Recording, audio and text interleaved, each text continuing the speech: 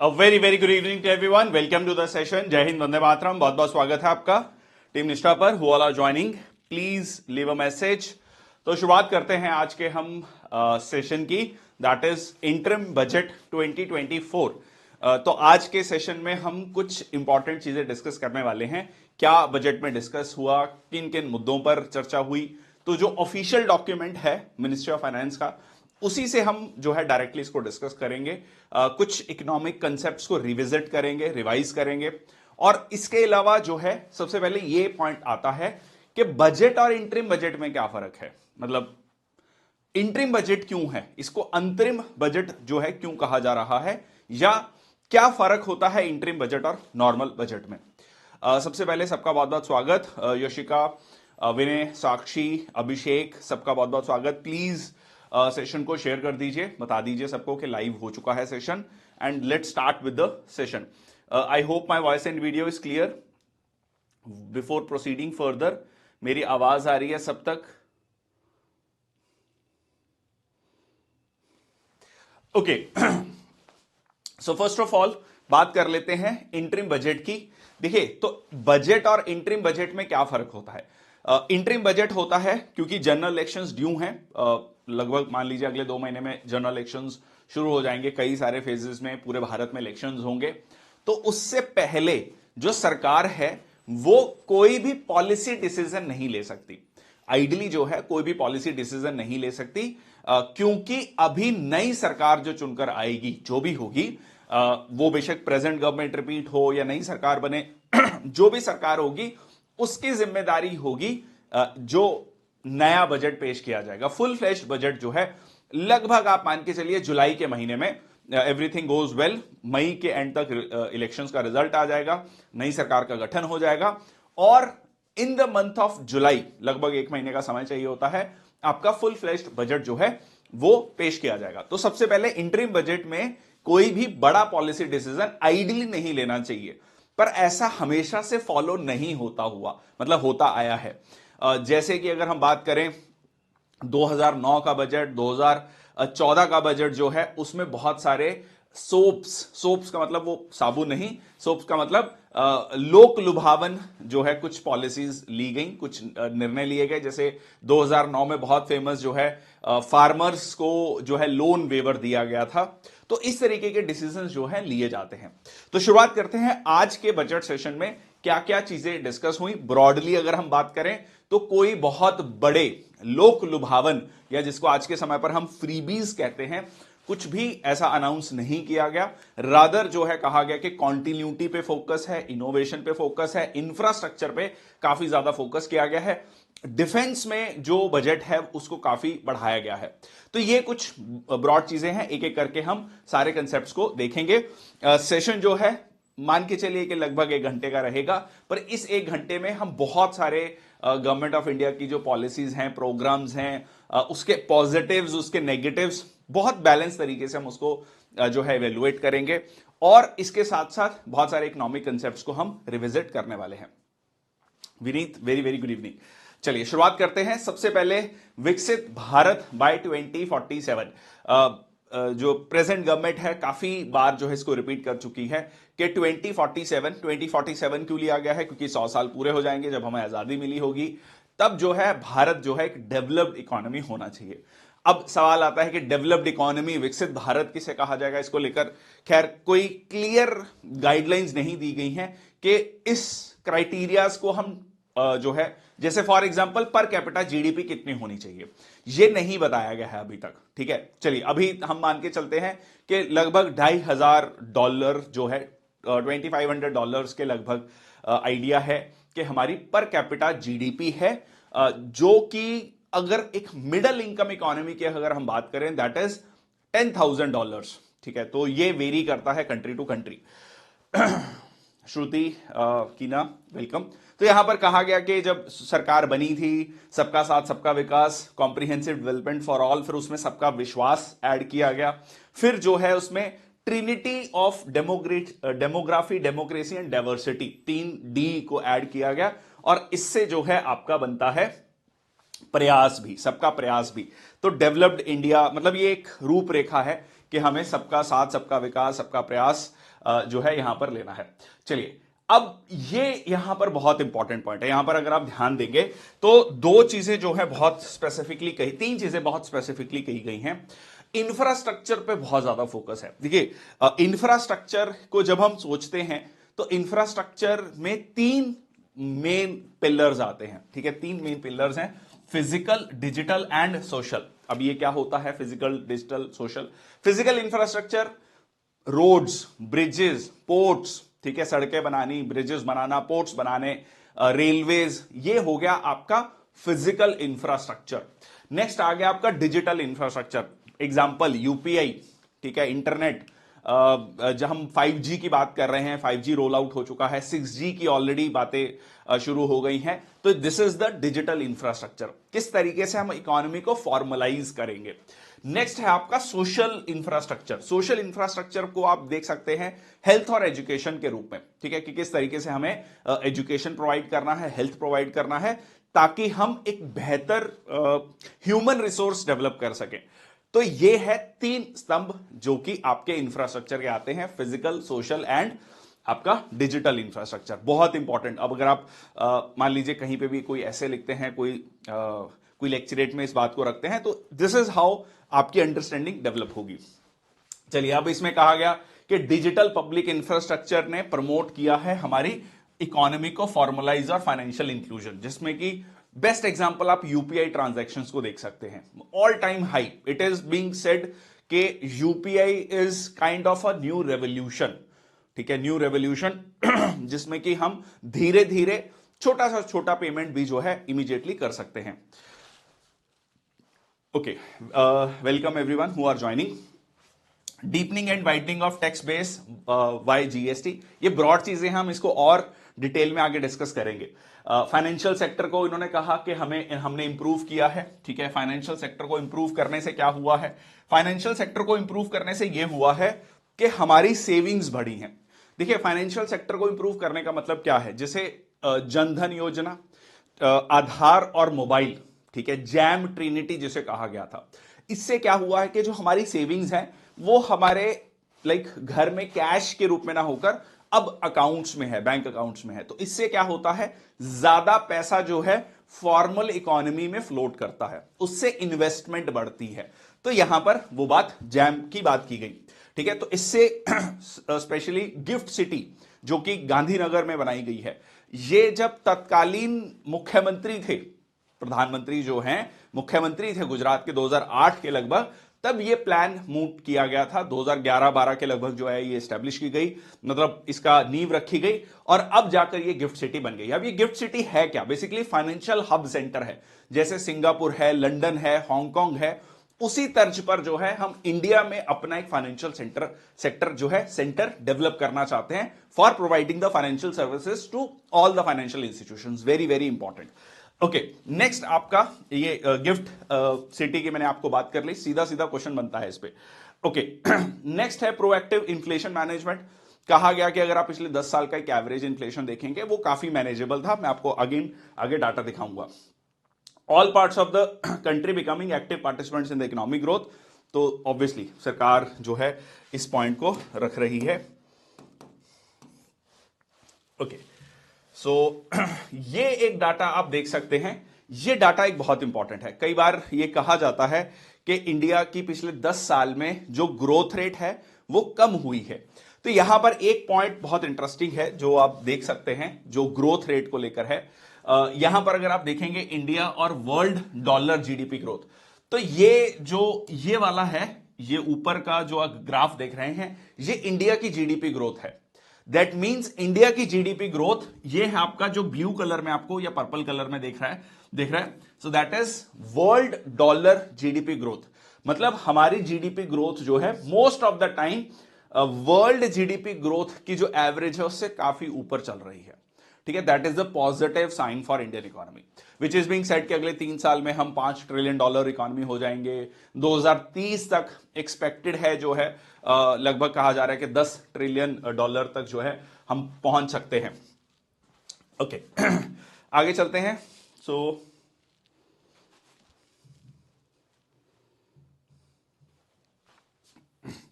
Focus areas, अब यहां पर फोकस एरियाज जो है कहा गया कि गरीब कल्याण, देश का कल्याण, डायरेक्ट बेनिफिट ट्रांसफर्स। अब ये डायरेक्ट बेनिफिट ट्रांसफर्स में ये कहा गया कि लगभग लगभग 13 से 14 लाख करोड़ रुपए जो है लोगों के अकाउंट्स में डायरेक्टली दिए गए हैं, और इसकी वजह से 2,70,000 करोड़ का बेनिफिट हुआ है सरकार को।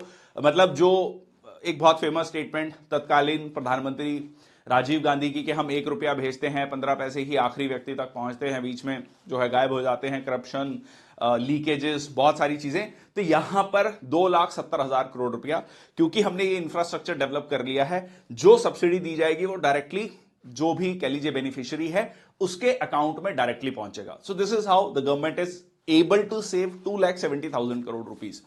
Okay, now multi dimensional poverty index, इसको काफी मतलब जो है पुरजोर तरीके से रखा जा रहा है, क्योंकि रिसेंटली जो डाटा है मल्टी डायमेंशनल पॉवर्टी इंडेक्स, अब अगर आप पिछले 2-3 साल का कोई भी पेपर उठा लें यूपीएससी का, उसमें आपको ये मल्टी डायमेंशनल पॉवर्टी इंडेक्स का जो क्वेश्चन आपको मिलेगा, ठीक है, हर एग्जाम में पूछा गया है, बहुत इंपॉर्टेंट।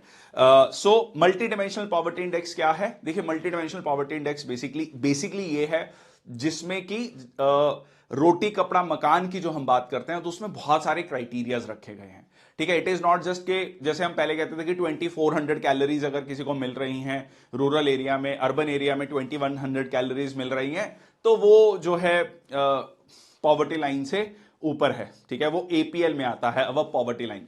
तो अब इस चीज को जो है एक्सेप्ट नहीं किया जाता, उसमें बहुत सारे क्राइटेरियाज देखे जाते हैं। तो इस क्राइटेरिया के अकॉर्डिंगली 25 करोड़ लोगों को जो है मल्टी डायमेंशनल पॉवर्टी, जो पॉवर्टी बीपीएल में थे वो बीपीएल से ऊपर आ गए हैं। ओके, नेक्स्ट आपका credit assistance to 78 lakh street vendors under PM Svanidhi. Svanidhi था आपका street vendors Atmanirbhar Nidhi, street vendors Atmanirbhar Nidhi. तो जो स्ट्रीट वेंडर्स हैं उनको छोटे लोन्स दिए गए हैं ताकि वो अपना खुद जो है बिजनेस या काम कर सकें, तो इस तरीके से ये असिस्टेंस उनको दी गई है। एग्जाम्पल है जैसे कि percentage of population who are multi dimensional poor, तो 2005-6 में भारत में 55% पॉपुलेशन जो हमारी वो मल्टी डायमेंशनली पुअर उसमें आती थी। अब ये जो डाटा है, मतलब क्या कह लीजिए, नंबर है कम होते होते 11.3% हो गया, विच इज मतलब very good, you can say very commendable. It is not about the present government, it is about the previous government also, ठीक है। प्रीवियस गवर्नमेंट ने भी 55 से 29% तक लेके आए थे, ठीक है। So it is not about the politics only, it's about कि ग्रेजुअली डिक्लाइन कर रहा है, ठीक है, which is a good thing. Okay, next है आपका एम्पावरिंग द यूथ, ठीक है। एम्पावरिंग द यूथ में ये बात की गई कि स्किल इंडिया मिशन में, स्किल इंडिया मिशन में अगर आप बात करेंगे तो स्किल इंडिया मिशन में रिसेंटली विश्वकर्मा योजना, स्किल लगभग 1,40,00,000 यूथ को जो है स्किल्स दी गई हैं, और उससे होगा क्या, उससे उनकी जॉब की क्षमता जो है वो बढ़ेगी।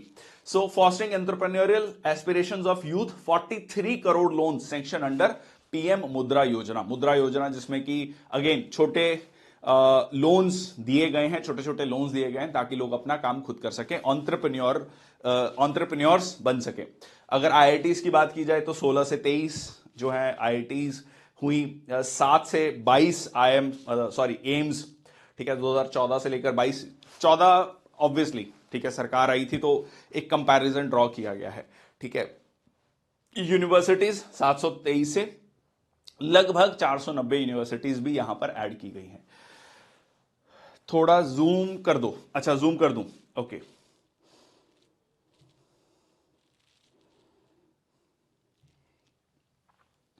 ठीक है।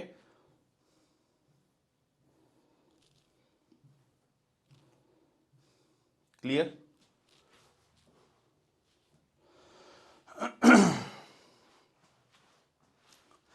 सो यूनिवर्सिटीज ऐड की गई हैं, तो यहां पर आप देख सकते हैं increase in PM Shri budget allocation, तो ये यहां पर बढ़ाया गया। फोकस एरिया फार्मर्स, अन्नदाता, ठीक है जी, अन्नदाता। तो यहां पर जो प्रधानमंत्री किसान सम्मान निधि, जिसमें 11 करोड़ 80 लाख किसानों को हर साल 6,000 की राशि दी जाती है, 2,000 रुपए दिए जाते हैं हर 4 महीने बाद, तो 2,000 रुपए की 3 किश्तें दी जाती हैं। Crop insurance to 4 crore farmers under PM Fasal Bima Yojana, crop insurance scheme बहुत इंपॉर्टेंट है। उसके अलावा NAM, e NAM is national agricultural marketing. So किस तरीके से इंडिया की जो अलग अलग मंडीज हैं उनको कनेक्ट किया जाए टेक्नोलॉजी के थ्रू। तो यहां पर यह कहा गया कि इस नैम के थ्रू इससे क्या होगा कि मान लीजिए किसान तमिलनाडु में बैठा है और उसका एक अच्छा मूल्य उसको गुजरात में मिल सकता है या बंगाल में मिल सकता है या नॉर्थ ईस्ट में मिल सकता है, तो वो वहां पर बेच सकता है। तो इस तरीके से इसमें ट्रेडिंग वॉल्यूम जो देखा गया है 3 लाख करोड़। अगर आपको याद हो 3 फार्मर लॉज जो रिपील किए गए थे बाद में, पहले इंप्लीमेंट किए गए बाद में रिपील किए गए, उसमें ई नैम का एक बहुत बड़ा जो है बात थी। तो सरकार ने वो कानून तो वापस लिए, बट वो जो इंफ्रास्ट्रक्चर प्रोवाइड करने की बात थी, वो कनेक्टिविटी प्रोवाइड करने की बात थी, वो इन टेक्नोलॉजी प्रोवाइड करने की बात थी, वो कंटिन्यूड रखी। ठीक है जी। यहां पर जो एक नेगेटिव पॉइंट है वो आप देख सकते हैं कि increasing procurement of wheat and rice. तो यहां पर अगर आप देखेंगे जो सरकार ने लिखा तो है कि व्हीट और राइस की प्रोक्योरमेंट बढ़ी है, प्रोक्योरमेंट मतलब मिनिमम सपोर्ट प्राइस के थ्रू जो सरकार प्रोक्योर करती है, बट यहां पर अगर आप देखेंगे लाख मेट्रिक टन, तो राइस के केस में तो ये इंक्रीज होता हुआ नजर आ रहा है पिछले साल के मुकाबले, बट व्हीट के केस में ये काफी नीचे है। मतलब अगर आप 2021-22 का रेशो देखेंगे और 23-24 का डाटा देखेंगे, इसमें काफी ज्यादा फर्क है। ठीक है, तो व्हीट में जो प्रोक्योरमेंट है वो काफी कम हुआ है। ठीक है, ओके, आगे चलते हैं। नेक्स्ट आता है नारी शक्ति। ठीक है, नारी शक्ति में जो है 30 करोड़ जो है मुद्रा लोन्स दिए गए हैं टू वुमेन एंटरप्रेन्योर्स।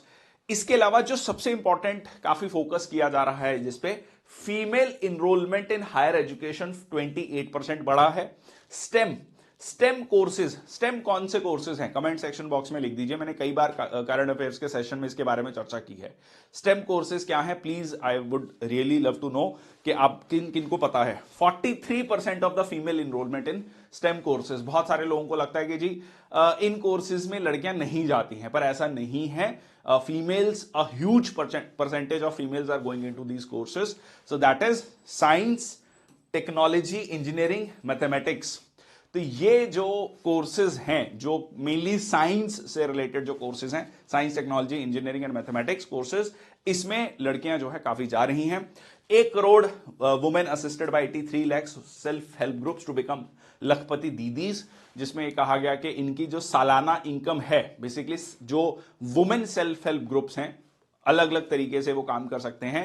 तो किस तरीके से जो ग्रामीण महिलाएं हैं उनको जोड़ा जाए और उनको एक काम करने की अपॉर्चुनिटी दी जाए, उनकी स्किल एनहेंसमेंट की जाए। तो यहां पर कहा गया कि 1 करोड़ महिलाएं ऐसी हैं जिनको लखपति दीदीज, या कह लीजिए उनकी सालाना इनकम 1 लाख तक हो गई है। अब ये जो टारगेट है 1 करोड़ से पहले 2 करोड़ था, मतलब टोटल 2 करोड़ का था।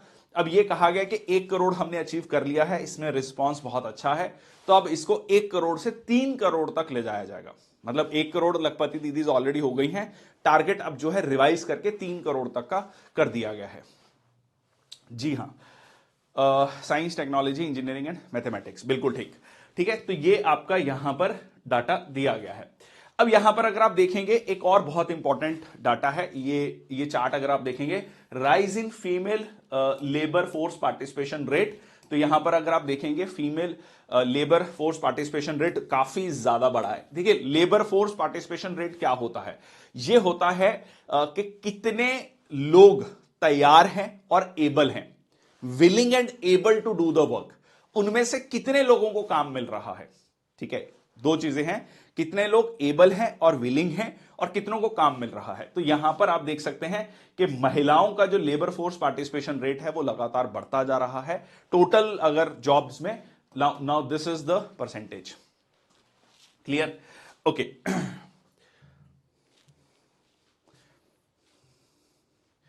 नेक्स्ट आता है स्ट्रेटजी फॉर अमृतकाल। ये 75 से लेकर 100 साल तक, कह सकते हैं कि 2022 से लेकर 2047 तक ये हमारा क्या चल रहा है, अमृतकाल चल रहा है। मतलब हम जो है इन 25 सालों को ये कहा गया है कि इन 25 सालों में हमें भारत को एक विकसित भारत बनाना है, डेवलप्ड कंट्री बनाना है, तो उसको लेकर जो है बात की गई। इसमें सस्टेनेबल डेवलपमेंट, पंचामृत, अगर आपको याद हो, फिर हमने 5 गोल्स पढ़े थे जिसमें हमने कहा था कि 2070 तक हम नेट जीरो कार्बन एमिशन हो जाएंगे। हम जो है 2030 तक हमारा जो 40% टोटल एनर्जी होगा, जो रिवाइज करके बाद में 50% कर दिया गया था, हमारा टोटल एनर्जी 50% रिन्यूएबल एनर्जी से आएगा। 45% तक हम कार्बन एमिशंस को कम कर देंगे। So that was for sustainable development, सतत विकास लक्ष्य जो है रखे गए थे। ओके, उसके अलावा viability gap funding for wind energy.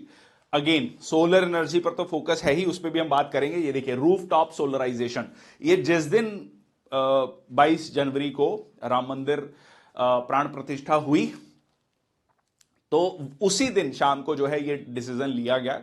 खैर इससे पहले से भी काम चल रहा था, बट ऑफिशियली अनाउंस किया गया रूफ टॉप सोलराइजेशन। इसमें क्या कहा गया है कि 1 करोड़ घरों में, पूरे भारत में 1 करोड़ घरों में जो है ये आपका लगाया जाएगा, सोलर रूफटॉप लगाए जाएंगे, जिसमें कि 300 यूनिट फ्री बिजली आपको एक तरीके से मिल पाएगी। तो ये डायरेक्टली आपको फ्री बिजली नहीं दी जा रही, मतलब it is not like freebies, it is like आप सोलर एनर्जी लगवाइए, बहुत सारे ऑथराइज्ड डीलर्स होंगे, उनको बुलाइए, अपने घर में छत पे जो है आप लगवाइए, और उससे जो बिजली प्रोड्यूस होगी उससे आपका बिजली का बिल कम होगा। और अगर आप ज्यादा बिजली प्रोड्यूस कर रहे हैं, फॉर एग्जांपल किसी महीने, मतलब जिसमें कि आपका कंजम्पशन उतना नहीं है, तो वो जो है उसका आपको बकायदा पैसा मिलेगा। तो इसमें यह कहा गया कि लगभग आप जो है 1,500 से 2,000 रुपए महीना एक्स्ट्रा इनकम इससे भी कमा सकते हैं। Okay, next, adoption of e buses for public transport, e vehicle infrastructure, fame scheme को इंप्लीमेंट किया जाएगा, चार्जिंग इंफ्रास्ट्रक्चर को बढ़ावा दिया जाएगा, ठीक है, और CNG, PNG, compressed biogas, coal gasification, liquefaction. तो ये सारे के सारे प्रोजेक्ट्स क्या हैं, सस्टेनेबल डेवलपमेंट के, किस तरीके से हमें कार्बन एमिशंस को, ग्रीन हाउस गैस एमिशंस को कम करना है। ओके, नेक्स्ट है आपका bio manufacturing and bio foundry to be launch to support environment friendly alternatives. देखिए बायो मैन्युफैक्चरिंग, बायो फाउंड्री क्या है, बेसिकली जब हम बात करते हैं, एक बहुत बड़ा हमारे लिए चैलेंज क्या है, प्लास्टिक वेस्ट, ठीक है। प्लास्टिक वेस्ट एक अपने आप में बहुत बड़ा चैलेंज है, या नॉन रिसाइक्लेबल जो प्रोडक्ट्स हैं वो हमारे सामने एक बहुत बड़ा चैलेंज है। तो किस तरीके से हम बायो मैन्युफैक्चरिंग और bio foundry, basically biotechnology, modern जो टेक्नोलॉजी है उसका यूज करते हुए इस तरीके के प्रोडक्ट बनाए जाएं जो रिसाइक्लेबल हो, ठीक है, जो रिसाइक्लेबल हो, ताकि उसका इंपैक्ट जो है एनवायरमेंट पर ना हो। Exactly that is what we call the bio manufacturing and bio foundry, ठीक है जी। अब यहां पर आप देख सकते हैं, ये कहा गया कि नॉन फॉसिल इंस्टॉल्ड इलेक्ट्रिसिटी जो कैपेसिटी है वो 30% थी 2004 में, वो बढ़कर 32% हुई, अब वो बढ़कर 43% ऑलरेडी हो चुकी है। टारगेट हमारा 50% का है, विच इज बीइंग सेट के अगले कुछ ही सालों में अचीव हो जाएगा, ठीक है। We will be able to achieve much before 2030। Okay, next आपका आता है 10 करोड़ से ज्यादा एलपीजी कनेक्शन दिए गए हैं प्रधानमंत्री उज्ज्वला योजना में, ठीक है, उज्ज्वला योजना में। उसके अलावा उजाला योजना में लगभग 37 करोड़ एलईडी लाइट्स दी गई, 72 लाख एलईडी ट्यूबलाइट्स दी गई, 23 लाख एनर्जी एफिशिएंट। ये सारा मुद्दा क्या है, ये मुद्दा है कि किस तरीके से एनर्जी कंजम्पशन को कम किया जाए। अभी अगर आप रिसेंटली देखेंगे, एलईडी बल्ब्स के रेट भी काफी ज्यादा कम आ चुके हैं। मतलब पहले जब इनिशियली आया था तो 300-400 रुपए जो है एक एलईडी बल्ब आता था, आज के समय पर आप जाएंगे काफी रीजनेबल अमाउंट में आपको वो मिलता है। Okay, 1.3 crore LED street lights installed under SNLP. Comment section box में अगर मेरे को कोई एसएनएलपी की फुल फॉर्म बता दे तो बहुत अच्छा, प्लीज लिख दीजिए जल्दी से। अमृतकाल, strategy for Amrit Kaal 2x5 infrastructure और इन्वेस्टमेंट। इसमें 3 मेजर रेलवे कॉरिडोर्स बनाने की बात की गई है। 3 मेजर रेलवे कॉरिडोर्स बेसिकली क्या है, पीएम गति शक्ति प्रोग्राम, जिसमें कि लॉजिस्टिक्स को किस तरीके से इंप्रूव किया जाए, जिसमें कहा गया है कि हम सीमेंट कॉरिडोर बनाएंगे ताकि जो है इंफ्रास्ट्रक्चर में ग्रोथ हो सके, पोर्ट कनेक्टिविटी का कॉरिडोर बनाएंगे, ठीक है, टूरिज्म, ये सारी चीजों को डेवलप करने की बात की गई। Logistics and efficiency and reduce cost. इसके अलावा फॉरेन इन्वेस्टमेंट लाई जाएगी बायलैटरल ट्रीटीज के थ्रू।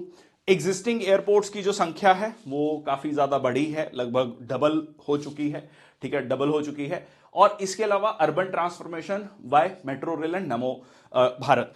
इसमें एक और चीज कही गई है, जो आपके रेल के डब्बे हैं, लगभग 40,000 रेल के डब्बे जो हैं, जो वंदे भारत ट्रेन जिसको काफी ज्यादा सराहा जा रहा है, उस तर्ज पर अपडेट किया जाएगा, उसको अपग्रेड किया जाएगा, ठीक है जी। स्ट्रीट लाइटिंग,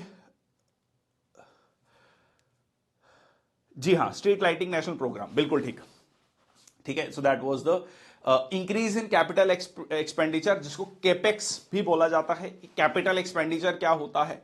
देखिए, जहां आपको ये टर्म आ जाए ना, capital receipts and capital expenditure, तो इसका मतलब होता है या तो लमसम पैसा आना या लमसम खर्च होना। फॉर एग्जाम्पल, एक इसको प्रैक्टिकल एग्जाम्पल से समझते हैं। मान लीजिए आप कोई प्रॉपर्टी को खरीदते हैं, ठीक है, तो आप एक, मान लीजिए आपने 50 लाख की प्रॉपर्टी खरीदी, सो that is capital like kind of expenditure, ठीक है। या आपने कोई बिजनेस करना है, तो बिजनेस में आपने इन्वेस्टमेंट करी, मान लीजिए 50 लाख की, 1 करोड़ की, सो that is capital expenditure. Similarly capital receipt, मान लीजिए आपने जमीन बेची, वहां से आपको जो एक लमसम अमाउंट आया। बेसिक, बिल्कुल क्रूड भाषा में इसको समझने का तरीका। ओके, अब यहां पर आप देख सकते हैं, अब ये कैपिटल एक्सपेंडिचर क्या है? कैपिटल एक्सपेंडिचर बेसिकली क्या करता है? ये वो एक्सपेंडिचर है जिससे फर्दर बहुत सारे सेक्टर्स को ग्रोथ मिलती है। मेनली कहें तो इंफ्रास्ट्रक्चर में जो इन्वेस्टमेंट होती है, उसको हम जो वो कैपिटल एक्सपेंडिचर जो कि फर्दर बहुत सारे सेक्टर्स को ग्रोथ देता है, ठीक है, बहुत सारे सेक्टर्स के लिए एक फैसिलिटेटर का काम करता है। तो यहां पर अगर आप देखेंगे कैपिटल एक्सपेंडिचर, जो कि लगभग 4 लाख करोड़ से था, वो बढ़कर 10 लाख करोड़ हो चुका है। और अब इस साल जो है उसको 11.1% से बढ़ाकर 11,11,111 करोड़ रुपया किया गया है, जो कि अनप्रेसिडेंटेड है। मतलब लाइक अगर आप 5-6 साल पहले देखेंगे तो ये लगभग 4-5 लाख करोड़ के बीच में था, जो कि अब 11 लाख करोड़ इंफ्रास्ट्रक्चर में इन्वेस्टमेंट होगी। तो सीधा सीधा मतलब जो फोकस है वो इंफ्रास्ट्रक्चर पर है, क्योंकि ये इंफ्रास्ट्रक्चर आप बहुत कई सालों तक जो है इंडियन इकोनॉमी को पुश करता रहेगा। ओके, नेक्स्ट है आपका डबल एफडीआई इनफ्लो। अगेन सरकार देखो कंपैरिजन कर रही है उन 10 सालों का, अभी के 10 सालों का, ठीक है। ऑब्वियस है, ठीक है, इलेक्शंस हैं, इट इज नथिंग रॉन्ग। बहुत सारे लोग इसको गलत कहते हैं, but I don't think it is wrong, क्योंकि it is obviously it is kind of performance, कि हाँ हमारी परफॉर्मेंस क्या है। ओके, तो यहां पर अगर आप देखेंगे एफडीआई इनफ्लो जो है वो 300 बिलियन डॉलर के लगभग था इन 10 सालों में, और ये जो बढ़कर डबल हो चुका है। बट यहां पर आपको ये भी ध्यान देना है कि इन्फ्लेशन भी बढ़ी है उसके अकॉर्डिंगली, ठीक है ना। तो ये आप डाटा सिर्फ इस तरीके से नहीं देख सकते। क्लियर? ओके, नेक्स्ट है आपका फिजिकल इंफ्रास्ट्रक्चर, ठीक है, जो जैसे मैंने आपको बताया फिजिकल इंफ्रास्ट्रक्चर में अगर आप देखेंगे हाईवेज जो लगभग 97,000 या लगभग 1 लाख आप कह लीजिए किलोमीटर था, वो लगभग 1.5 लाख किलोमीटर लगभग पहुंच चुका है। मतलब अभी तक जो 65 सालों में 1 लाख किलोमीटर नेशनल हाईवेज बने थे, पिछले 10 साल में लगभग 50,000 किलोमीटर जो है नेशनल हाईवेज बन चुके हैं। Cargo traffic at major ports, ये कार्गो ट्रैफिक आपका लगातार बढ़ा है मिलियन टन्स में, 581 से 720। उसके अलावा इलेक्ट्रिफाइड रेल रूट जो कि डबल से भी ज्यादा हुआ है, और एयरक्राफ्ट मूवमेंट जो है ये आपका बढ़ा है। इसके अलावा जो आपका एयरपोर्ट्स हैं, एयरपोर्ट्स आप देख सकते हैं 74 से 149 लगभग आपका डबल हो चुका है, ठीक है। Okay, strategy for Amrit Kaal inclusive development, यहां पर जो है बात की गई है एस्पिरेशनल डिस्ट्रिक्ट प्रोग्राम की। अब ये एस्पिरेशनल डिस्ट्रिक्ट प्रोग्राम है कि देखिए एक इशू आज भी है, ठीक है। अगर आप देखें कि इस पूरी की पूरी बातें जो अच्छी अच्छी बातें हैं, इसमें तीन पॉइंट बहुत इंपॉर्टेंट है। 3 पॉइंट ऐसे हैं जिसपे कि इंडिया की ग्रोथ स्टोरी में बहुत बड़ी ब्रेक लग सकती है। उनमें एक बहुत बड़ा पॉइंट है आपका एम्प्लॉयमेंट क्रिएशन, ठीक है। हमारी जो यूथफुल पॉपुलेशन है उसको सही मायने में सही जॉब्स प्रोवाइड करना। और जिस तरीके से आर्टिफिशियल इंटेलिजेंस या रोबोटिक्स आ रहा है, तो ये एक बहुत इंपॉर्टेंट है। जैसे हमने रिसेंटली देखा भी कि बड़ी बड़ी कंपनीज जो हैं ले ऑफ कर रही हैं, तो किस तरीके से वो जॉब्स प्रोवाइड की जाएंगी। दूसरा, जब हम चाइना +1 की स्ट्रेटजी की बात करते हैं, तो चाइना से मैन्युफैक्चरिंग ये एक एक्सेप्टेबल हो चुका है, डी कपलिंग फ्रॉम चाइना, जो टर्म यूज की जा रही है, डी कपलिंग फ्रॉम चाइना। अब यहां पर यह तो तय हो गया है कि चाइना से एक ऑल्टरनेटिव मैन्युफैक्चरिंग हब बनाने की जरूरत है। चाइना के अलावा पूरा का पूरा डिपेंडेंस चाइना पर नहीं होनी चाहिए, वो हमने कोविड-19 के समय पर देखा। बट इंडिया एक नेचुरल कह लीजिए एक ऑल्टरनेटिव है चाइना का। बट इस केस में वियतनाम, मलेशिया, मैक्सिको, बांग्लादेश ये भी उभर रहे हैं। ठीक है, तो इतना आसान नहीं है कि चाइना से जो मैन्युफैक्चरिंग आएगी वो ऑटोमेटिकली भारत में आएगी। ठीक है, तीसरा जो सबसे बड़ा है डी ग्लोबलाइजेशन। जैसा कि अभी ट्रंप इलेक्शंस चल रहे हैं, मतलब वहां पे इसी साल नवंबर में इलेक्शंस होने हैं यूएस में। तो ट्रंप बार बार कह रहे हैं, मतलब लाइक इट इज कहा जा रहा है कि रिपब्लिकन पार्टी के द्वारा की तरफ से जो है ट्रंप जो है प्रेसिडेंशियल कैंडिडेट हो सकते हैं, जो कि अभी लग रहा है वहां के इंटरनल सिनेरियो को देखते हुए। तो वो बहुत क्लियरली बार बार कह रहे हैं कि भाई हमें बहुत ज्यादा नहीं लेना है। देखो, यूएस इस समय पर अपने सब one of the weakest phase में चल रहा है। मतलब अगर पिछले 100 साल को देखा जाएगा यूएस की हिस्ट्री को, वो सबसे कमजोर फेज में चल रहा है। क्यों कमजोर फेज में चल रहा है? देखो, रशिया यूक्रेन वॉर खत्म नहीं कर पाया, इजराइल हमास वॉर चल रही है, सीधा सीधा यूएस के शिप्स पर हमला हो रहा है। ठीक है, अफगानिस्तान से बाहर निकलना पड़ा, इकोनॉमी ग्रो कर नहीं रही, इन्फ्लेशन ऑल टाइम हाई चल रही है। तो nothing is going well for us as of now. Now what they are saying, what the Trump is suggesting के हमने मतलब दुनिया भर का नहीं, सीधा भाषा में कहें तो दुनिया भर का ठेका नहीं ले रखा, हम पहले अपनी इकोनॉमी को सुधारेंगे। ठीक है, हम अपनी इकोनॉमी को ठीक करेंगे। तो ये सारी चीजें जो हैं, अगर मान लीजिए डी ग्लोबलाइजेशन मतलब ओपोजिट ऑफ ग्लोबलाइजेशन, तो उस केस में इंडिया को नुकसान हो सकता है। क्योंकि ये सारी चीजों में हम यही तो कह रहे हैं ना कि इंडिया मैन्युफैक्चरिंग हब बनेगा, फिर दुनिया के लिए जो चाइना कर रहा था पिछले 40 सालों से वो हम करेंगे। बट अगर ऐसा नहीं हुआ, अगर सबने अपनी अपनी इकोनॉमीज को क्लोज कर लिया, बहुत ज्यादा प्रोटेक्ट कर लिया, प्रोटेक्शनिज्म बढ़ गया, तो इंडियन इकोनॉमी के लिए एक खतरे की घंटी हो सकती है। तो जो हम स्वीट स्पॉट की बात कर रहे हैं कि इंडियन इकोनॉमी एक बड़ा स्वीट स्पॉट चल रहा है, वो खतरे में हो सकता है। तो ये 3-4 पॉइंट हैं जो कि इंडियन इकोनॉमी को आप कह सकते हैं कि एक इंडियन इकोनॉमी की ग्रोथ को ब्रेक लगा सकते हैं। ठीक है जी, चलिए, आई एम होपिंग कि आपको समझ आ रहा है, मजा आ रहा है, समझ आ रहा है, और जो भी पॉइंट मैं बता रहा हूं वो आप उसको एसिमिलेट कर पा रहे हैं। जहां पर अगर आपको लगेगा कि रिपीट करने की जरूरत है, मेरे को बता दीजिएगा। ओके, सो यहां पर inclusive development in aspirational districts, यहां पर एक पॉइंट बहुत इंपॉर्टेंट कहा गया कि percentage of women registered for antenatal care, मतलब लाइक बच्चा पैदा होने के बाद जो है, जो ऑर्गेनाइज्ड केयर है वो पहले कम थी, अब वो लगातार बढ़ती जा रही है। ठीक है, और मतलब एंटीनेटाल केयर।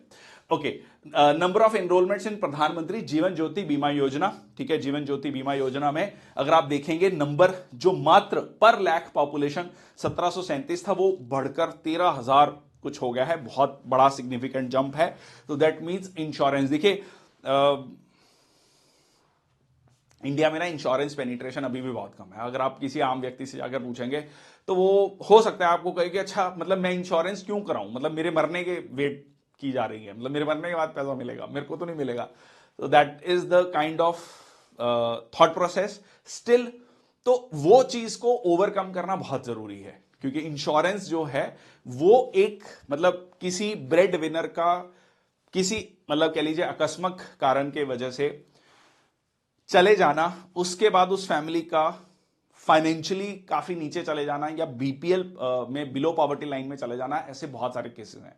मेजरली आप देखेंगे या तो हेल्थ का कोई बड़ा इशू आता है, मान लीजिए कोई ऐसी बीमारी आ गई, या किसी ब्रेडविनर की डेथ हो गई। ये these are the 2 most important reason. इसीलिए लाइफ इंश्योरेंस और medical insurance, these are the 2 most important things. Okay, जिसपे फोकस किया जाता है। ठीक है, नेक्स्ट है आपका हेल्थ। ठीक है जी, हेल्थ इनकरेज, ये बहुत इंपॉर्टेंट पॉइंट है, ये आपका एग्जाम पॉइंट ऑफ व्यू के लिए बहुत इंपॉर्टेंट है। Encourage cervical cancer vaccination for girls 9 to 14 years, बहुत इंपॉर्टेंट, क्योंकि रिसेंटली सर्वाइकल कैंसर के जो केसेस हैं अमंग द वुमेन वो काफी ज्यादा बढ़े हैं।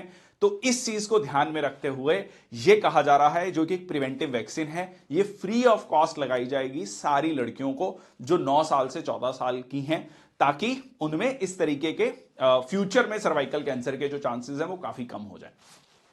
काफी पॉजिटिव स्टेप के रूप में इसको देखा जा रहा है। नेक्स्ट है आपका सक्षम आंगनवाड़ी एंड पोषण 2.0 एक्सपीडाइट किया गया है ताकि न्यूट्रिशनल डिलीवरी बढ़े और अर्ली चाइल्डहुड केयर और डेवलपमेंट भी हो। मतलब सीधा सीधा अगर हम बात करें तो जो आंगनवाड़ी सेंटर्स हैं that is very very important. अगर हमें जो न्यूट्रिशनल लेवल को इंप्रूव करना है, देखिए एक बहुत बड़ा कारण है कि जो अर्ली न्यूट्रिशन लेवल है बच्चों का टिल द एज ऑफ 5 और till the age of 10, that is very important for the IQ development. ठीक है, आईक्यू डेवलपमेंट के लिए, एक अच्छे व्यक्ति के लिए, एक अच्छे इंसान बनने के लिए वो बहुत न्यूट्रिशन बहुत ज्यादा इंपॉर्टेंट है। और वहीं पर हम जो है कहीं ना कहीं लैक कर रहे हैं, that we are not able to provide the sufficient nutrition to the people. So वो अगर हम कर पाते हैं तो हम जो है अपने ह्यूमन रिसोर्स को काफी अच्छा डेवलप कर पाएंगे। दैट इज हाउ जो ये सक्षम आंगनवाड़ी और पोषण 2.0 पर फोकस किया गया है। यू विन प्लेटफॉर्म, आप सबने कोविड-19 की वैक्सीनेशन लगवाई है, तो उस समय पर अगर आपको याद हो को विन प्लेटफॉर्म था, CO win platform, Covid win platform करके, जिसपे आपको रजिस्टर करना था, जिसपे आपका पूरा वैक्सीनेशन का रिकॉर्ड था कि भाई पहली वैक्सीनेशन कब लगी, दूसरी वैक्सीनेशन कब लगी, उस पर एक सर्टिफिकेट भी जनरेट होता था। ठीक है, हम सब लोगों ने वो सर्टिफिकेट डाउनलोड किया है, कई जगह उसको मैंडेटरी किया गया था कि जब आपको जाना है तो दिखाना पड़ेगा। तो इस तरीके से एक यू विन प्लेटफॉर्म बनाया जाएगा। अब ये यू क्यों रखा गया है, यूनिवर्सल इम्यूनाइजेशन प्रोग्राम बेसिकली।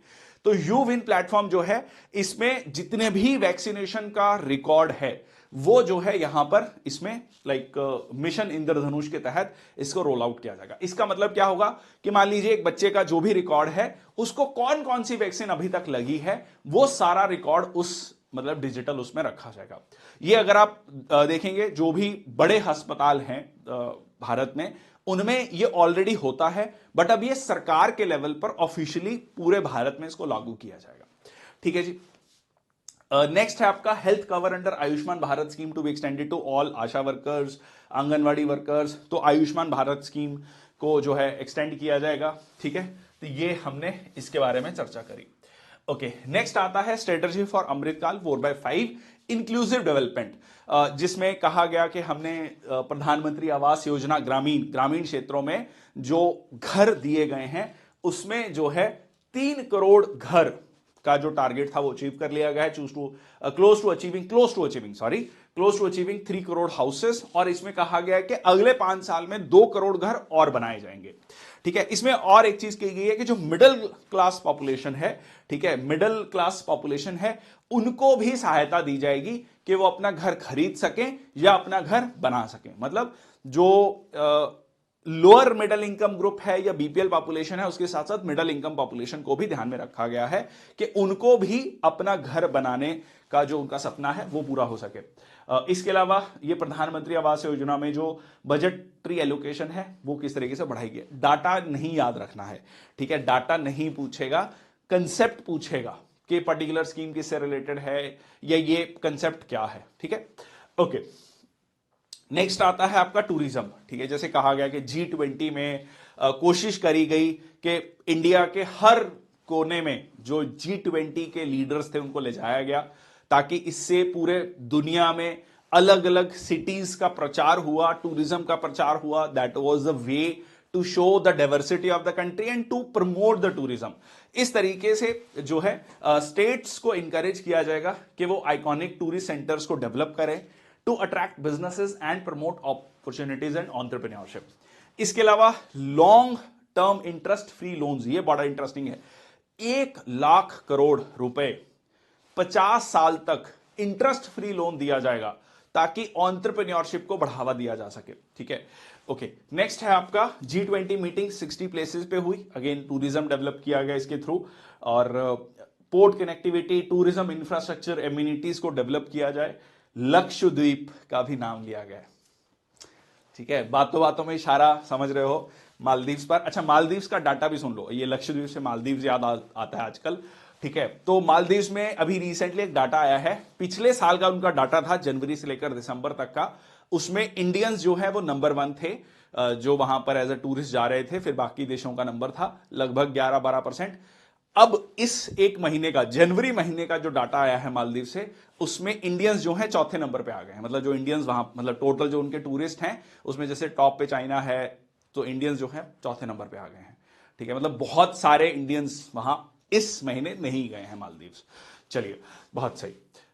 सो नेक्स्ट है आपका strategy for Amrit Kaal, agriculture and food processing.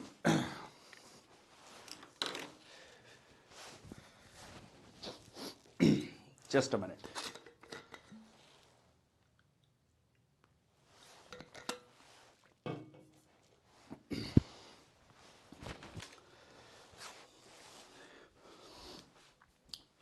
Next आपका agriculture and food processing.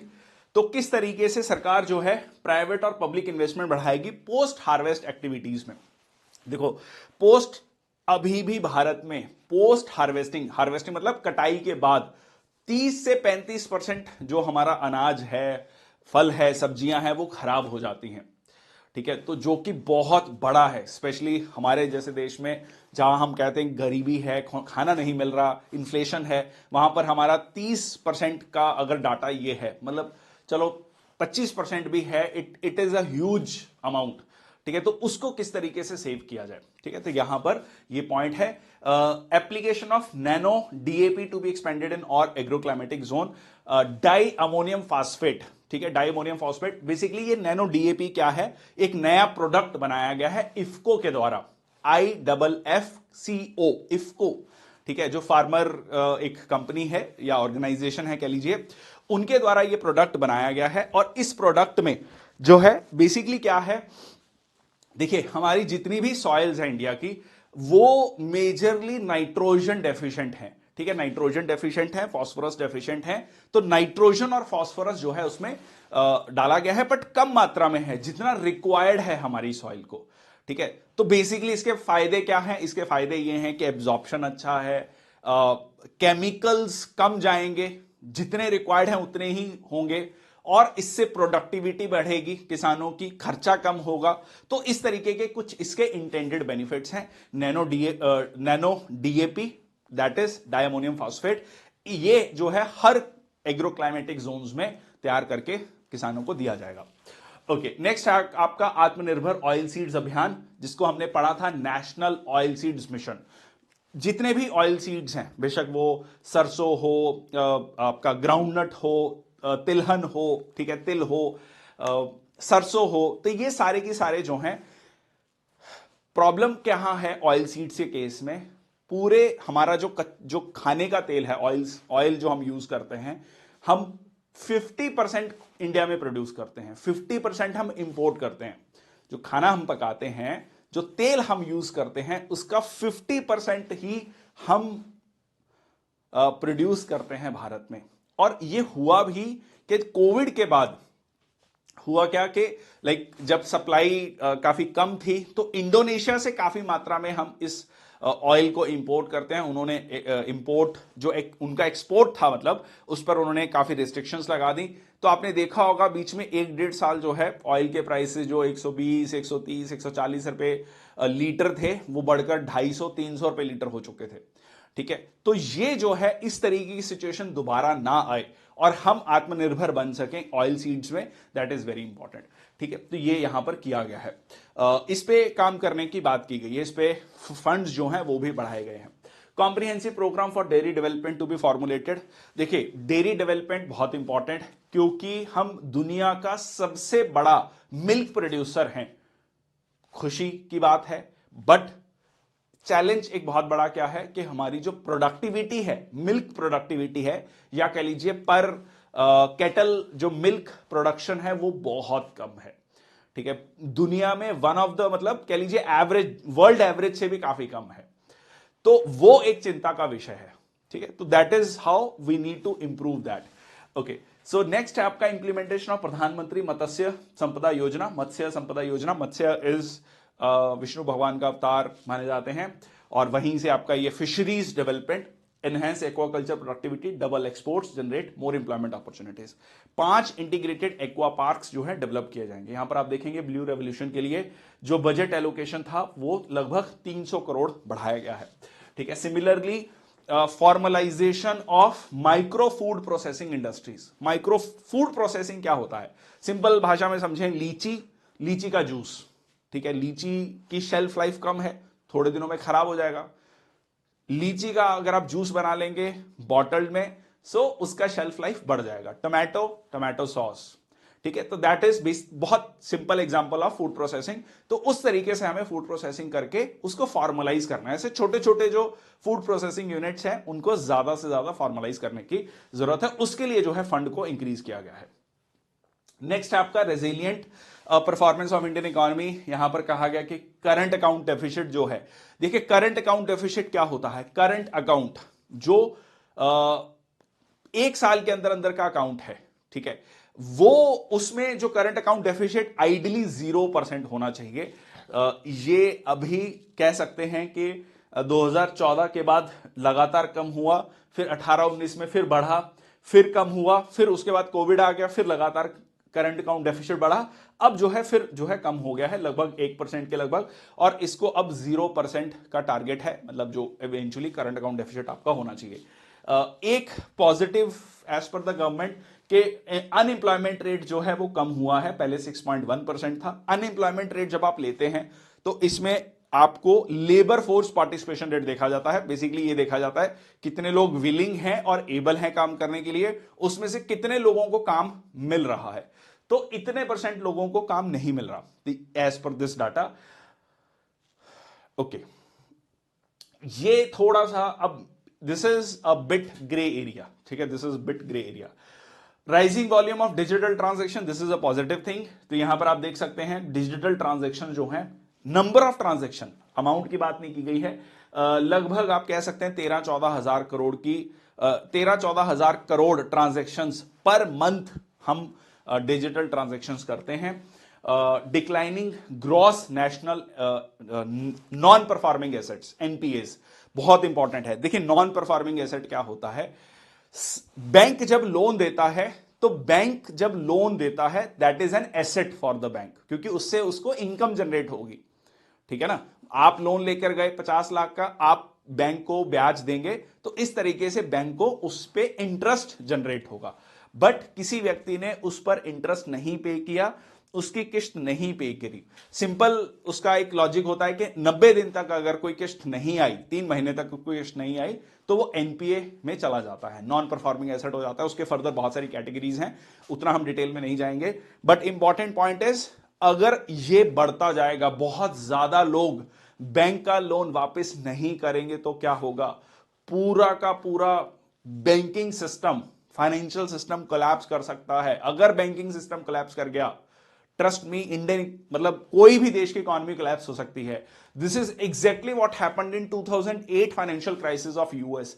US में बहुत सारे लोगों ने लोन ले लिया, पैसा नहीं दिया, यूएस इकोनॉमी लिटरली क्रम्बल्ड। ठीक है, सो दैट इज, अब ये एक पॉजिटिव पॉइंट है, यहां पर आप देख सकते हैं ग्रेजुअली डिक्रीज कर रहा है, वेरी वेरी पॉजिटिव पॉइंट, क्योंकि जो ग्रॉस नॉन परफॉर्मिंग एसेट्स हैं, तो यहां पर आप देख सकते हैं 11.2% से लगातार कम होते हुए 3.2% आ गया है। ठीक है, ओके, सो डिजिटल ट्रांजैक्शंस की बात करी, जीएसटी कलेक्शंस जो है यहां पर बढ़ी हैं, तो 0.9 लाख करोड़, 90,000 करोड़ से 1,70,000 करोड़, लगभग डबल हो चुका है 6-7 सालों में। ठीक है, this is again positive thing. Headline inflation क्या होता है, 2 टर्म होती हैं, एक हेडलाइन इन्फ्लेशन होता है, कोर इन्फ्लेशन होता है। हेडलाइन इन्फ्लेशन में core inflation plus fuel and food का इन्फ्लेशन भी काउंट किया जाता है। ठीक है, तो ये हेडलाइन इन्फ्लेशन जो है, जो 9.4% थी 2014 में, ये लगातार कम हुई, फिर फाइनेंशियल ईयर 2020 में आपका कोविड आया, फिर इन्फ्लेशन बढ़ा, अब जो है कम हुआ। बट पिछले 5 सालों को अगर आप ट्रैक देखेंगे, पिछले 5 सालों में एवरेज इन्फ्लेशन जो है 2014 से 19 के मुकाबले में और 19 से 24 के मुकाबले में, 19 से 24 में एवरेज इन्फ्लेशन अप रहा है। ठीक है, ओके, बट ये कहा गया कि अब ये कंफर्टेबल लिमिट में आ चुका है। जो आरबीआई का टारगेट है 2 से 6% का, वो उसमें अभी चल रहा है आपका इन्फ्लेशन। ठीक है, कोर इन्फ्लेशन क्या होता है? कोर इन्फ्लेशन जब हम हेडलाइन इन्फ्लेशन में से फ्यूल एंड फूड इन्फ्लेशन को माइनस कर देते हैं, जो बहुत वोलेटाइल है, ठीक है, जिनके प्राइसेस काफी ऊपर नीचे होता है। ओके, नेक्स्ट है अचीवमेंट ऑफ टैक्सेशन रिफॉर्म्स, बहुत इंपॉर्टेंट। देखिए, डायरेक्ट जो टैक्स कलेक्शंस हैं मोर देन ट्रेबल्ड मतलब 3 गुना हो चुका है पिछले 3 साल में। जी हां, पिछले 3 साल में डायरेक्ट टैक्स कलेक्शंस 3 गुना हो चुका है। रादर, ये एक बहुत इंटरेस्टिंग पॉइंट है, आपका क्वेश्चन कई बार पूछा जाता है कि पैसा कहां से आता है, पैसा कहां जाता है ना। 1 रुपया आगे जो है वो है भी, मैं आपको दिखाऊंगा। तो अभी इनकम टैक्स में मतलब जो टोटल पैसा आ रहा है, वो सबसे ज्यादा भारत सरकार को पैसा आ रहा है इनकम टैक्स से। ये बहुत इंपॉर्टेंट, इनकम टैक्स से सबसे ज्यादा पैसा आ रहा है। जो नंबर ऑफ रिटर्न फाइल करने, मतलब जो इनकम टैक्स फाइल करने वाले लोग हैं, उनकी मात्रा जो है 2.4 टाइम्स बढ़ी है। 140 करोड़ के देश में इनकम टैक्स की रिटर्न फाइल करने वाले लोग जो थे वो 3-3.5 करोड़ थे। एक्चुअल इनकम टैक्स भरने वाले लोग 1 से 1.5 करोड़ थे। ठीक है, बहुत सारे लोगों का वो टैक्स जीरो बनता था। अब ये नंबर जो है, जो 3-3.5 करोड़ था, वो 7 से 7.5 करोड़ पहुंच चुका है, which is a good thing. तो टैक्स का ब्रैकेट जो है वो बढ़ा है। ओके, नेक्स्ट है आपका फास्टर रिफंड्स। ये आप अपने पेरेंट्स से डेफिनेटली पूछ सकते हैं, या फिर आप में से जो भी अर्निंग है उनसे आपको पता होगा कि पहले जो टैक्स का प्रोसेसिंग था, मतलब मान लीजिए आपका टैक्स आपने, सरकार ने पहले 1 लाख काट लिया, पर आपका टैक्स एक्चुअल में 80,000 बन रहा है, तो 20,000 का आपको रिफंड आता था। तो पहले 3 महीने, 4 महीने, 5 महीने, 6 महीने तक जो है वो रिफंड आने में लगते थे। अब अगर आप देखेंगे, हफ्ते से 10 दिन के अंदर अंदर आपका वो रिफंड आ जाता है। ठीक है, तो इससे फायदा क्या होता है, मतलब आपका पैसा है, आप उसको अकॉर्डिंगली इस्तेमाल कर सकते हैं। ठीक है जी। So average monthly gross GST collection जो है वो डबल हुई है। ओके, टैक्स बॉयंसी क्या होता है? ठीक है, मैंने एक वीडियो बनाई थी, उसमें बताया भी था कि क्या आपको पता है टैक्स बॉयंसी क्या होता है। चलिए ये समझते हैं। देखिए, टैक्स बॉयंसी होता है कि मेरी इनकम कितनी बढ़ी और उसके अकॉर्डिंगली टैक्स कितना बढ़ा। मतलब क्या हुआ कि सपोज जीडीपी ग्रोथ हमारी 100 हुई, मतलब 100 रुपीज का ग्रोथ हुआ जीडीपी में, टैक्स जो है 122 रुपए बढ़ा है जीएसटी। मान लो जीडीपी हमारी फॉर एग्जांपल 500 रुपए थी एक साल में, अगले साल जीडीपी हो गई 600 रुपए, 100 रुपए बढ़ गई। बट इसी साल में हमारा जो जीएसटी कलेक्शन है वो 122 रुपए हुआ है। अब आप कहेंगे अच्छा, मतलब ज्यादा लोगों से टैक्स लिया गया है। जी नहीं, ओवरऑल जो टैक्स रेट है वो कम हुआ है। तो ये कैसे हो गया? टैक्स रेट कम हो रहा है फिर भी टैक्स कलेक्शन बढ़ रही है। जी हां, ये इसलिए हुआ है क्योंकि फॉर्मलाइजेशन हुआ, क्योंकि अब जो टैक्स का इवेजन था, इवेजन मतलब जो टैक्स की चोरी थी, वो कम हुई है। अब क्योंकि डिजिटल ट्रांजैक्शंस बढ़ी हैं, जीएसटी है, सिंप्लीफाइड टैक्स है, तो सरकार की टैक्स कलेक्शन भी बढ़ी है और कंज्यूमर को भी बेनिफिट हुआ है, like in the case of lower GST rates. तो इस तरीके से दोनों को बेनिफिट हुआ है, और जो मतलब कह लीजिए करप्शन में या जो इलीगल मनी था, टैक्स इवेडेड मनी था, वो जो है अमाउंट कम हुआ है। ठीक है जी। ओके, सो यहां पर एग्जांपल दिया गया है कि जीएसटी को लेकर काफी पॉजिटिव आउटलुक है लोगों का। 94% लोग कह रहे हैं कि हाँ जी जीएसटी काफी पॉजिटिव है। 80% रिस्पॉन्डेंट्स कह रहे हैं कि जीएसटी से हमें बहुत फायदा हुआ है। ठीक है, ओके, ये हमारे लिए एक चिंता का विषय है, ये वाला point, import release time since 2019।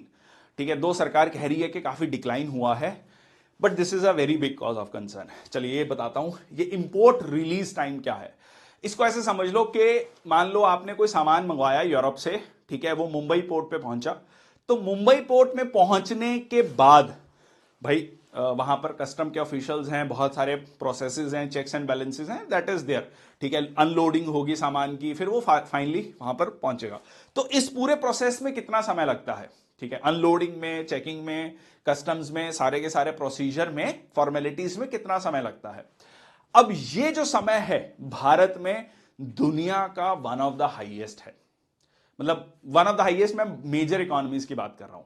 ठीक है, अब यहां पर दो सरकार का कहना है कि ये कम हुआ है, like 47% at inland container depots, 28% at air cargo complexes, 27% at sea ports, but still ये काफी ज्यादा है। ठीक है, अगर आप इसको, मैं मोटा मोटा आइडिया दे देता हूं आपको, 2 से 3 दिन का समय है। ठीक है, 2 से 3 दिन एवरेज टाइम है। दुनिया भर में ये टाइम 1 से 1.5 दिन है।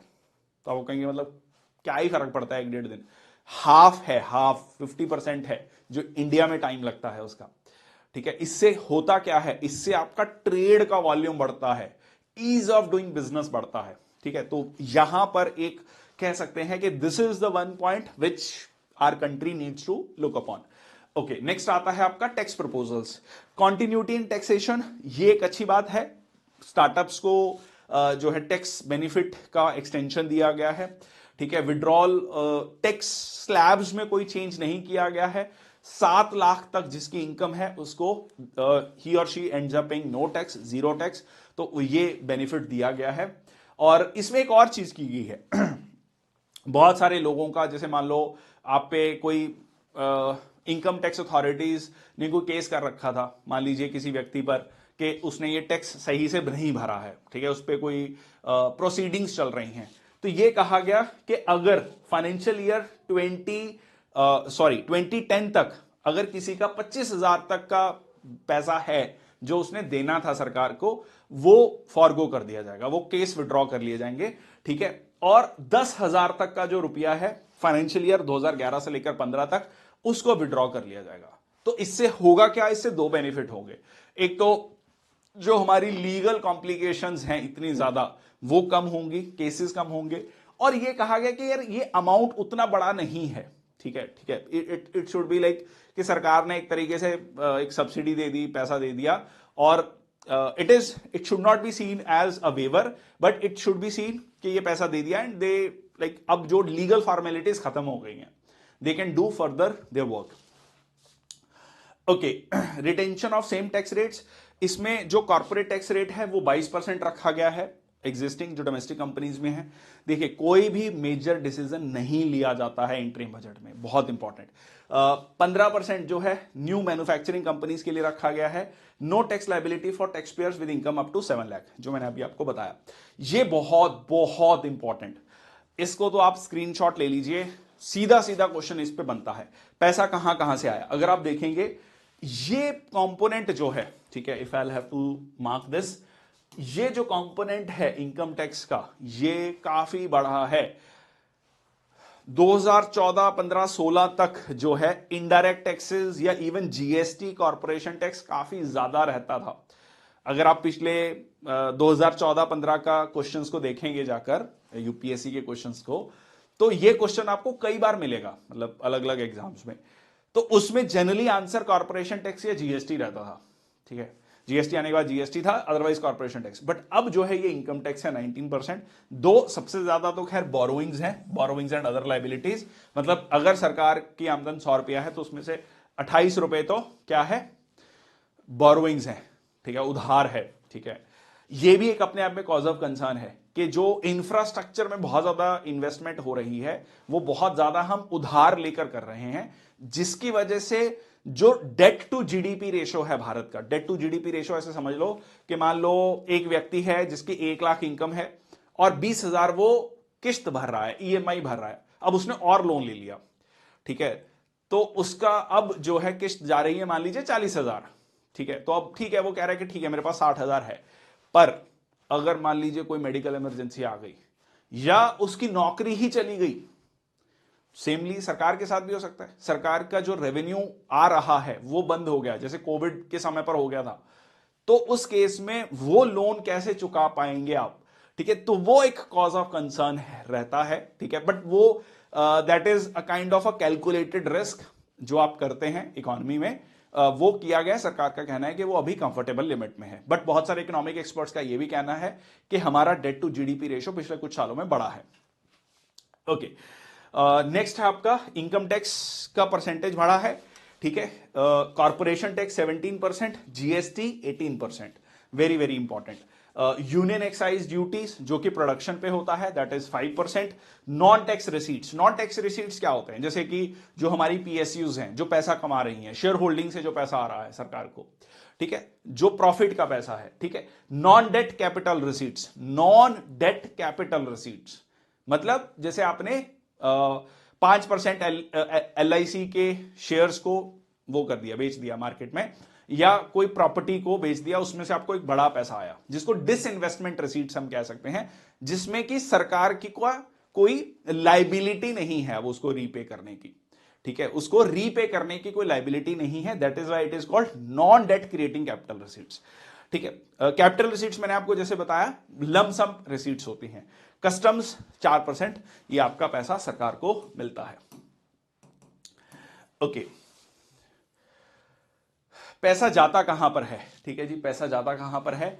देखिए, सबसे ज्यादा पैसा हमारा यहां पर आप देख सकते हैं इंटरेस्ट पेमेंट्स, मतलब 100 रुपया अगर कमाया, वही एग्जांपल 1 लाख रुपया कमाया तो 20,000 रुपए किस्त चली गई, ठीक है, जो लोन ले रखा है, ठीक है। उसमें pension 4%, other expenditure 9%, state share of duties and taxes ये है आपका 20%, फाइनेंस कमीशन और other transfers 8%, central sector schemes जो 100% सेंट्रल गवर्नमेंट के द्वारा फंडेड होती हैं उसमें 16% पैसा खर्च हो जाता है। सेंट्रली स्पॉन्सर्ड स्कीम्स होती हैं जिसमें सेंटर और स्टेट मिलकर काम करते हैं, उसमें 8%, और सब्सिडीज 6%, और डिफेंस 8%। तो ये डिफेंस 8%, ये भी ध्यान रखना है, ये भी क्वेश्चन आपका सीधा सीधा बनता है। सब्सिडीज वाला पॉइंट भी बनता है 6%, ठीक है, सब्सिडीज 6%।